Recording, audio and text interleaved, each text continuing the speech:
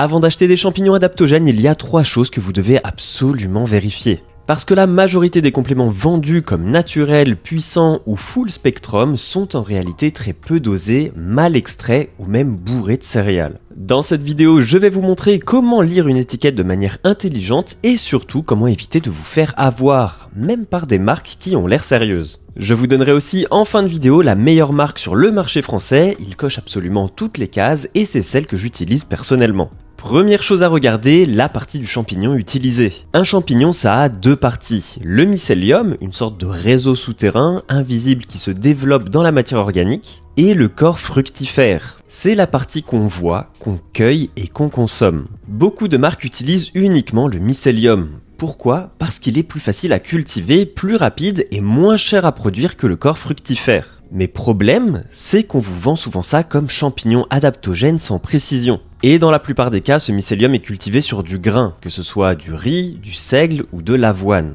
Ce mélange est ensuite broyé, mis en gélule et vendu. Résultat, vous pensez consommer un complément à base de champignons, mais ce que vous prenez chaque jour, c'est essentiellement de la céréale. Donc sur l'étiquette, cherchez les mots fruiting body ou corps fructifère et méfiez-vous des mentions comme mycelium on grain ou full spectrum sans explication. Si c'est flou, c'est qu'il y a une raison. Avant qu'on voit la deuxième chose à vérifier, pensez à liker cette vidéo et à vous abonner si vous voulez aller plus loin sur le sujet des champignons adaptogènes. C'est le meilleur moyen de ne rien rater. Allez, deuxième chose à vérifier, la présence ou non d'une extraction. C'est un point que beaucoup de gens ignorent, mais qui est fondamental. Les champignons ont une paroi cellulaire très résistante faite de chitine. Et notre corps a du mal à digérer cette matière. Donc si vous consommez une simple poudre de champignons, même issue du bon champignon, vous n'absorbez quasiment rien à cause de cette paroi que vous ne digérerez pas. Pour libérer les composés actifs et bénéficier de tous les effets du champignon, il faut casser cette paroi. Et pour ça, il faut passer par une extraction.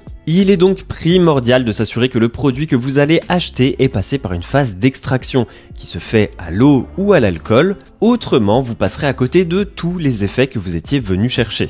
Et si rien n'est indiqué sur le mode d'extraction, vous pouvez supposer qu'il n'y en a pas eu. Troisième chose à vérifier, les mentions précises sur l'étiquette. Est-ce que le produit indique la teneur en composés actifs et est-ce que les doses sont crédibles? Par exemple, certaines marques affichent des mentions du type équivalent à 2000 mg de champignons pour une capsule de 500 mg. Ça paraît impressionnant, mais en réalité ça ne veut rien dire si le ratio d'extraction ou le pourcentage de composés n'est pas clair. Un bon produit indique clairement la teneur en composés actifs. Et c'est ça qu'il faut regarder, pas les promesses vagues et les chiffres gonflés. Personnellement, j'utilise les produits de Mush & Go parce qu'ils cochent absolument toutes les cases. Ce sont des extraits de corps fructifères, sans céréales, les ingrédients sont bio et leurs taux d'extraction sont excellents. Et en bonus, même si moi ça m'apporte moins, ils sont même sans OGM, vegan et sans gluten. Je vous les recommande vivement et en passant par le lien dans la description, vous bénéficierez de 15% de réduction sur tout le site. Et vous pouvez y aller sereinement puisque si ça ne vous convient pas, vous avez 60 jours pour changer d'avis et être remboursé sans aucune condition.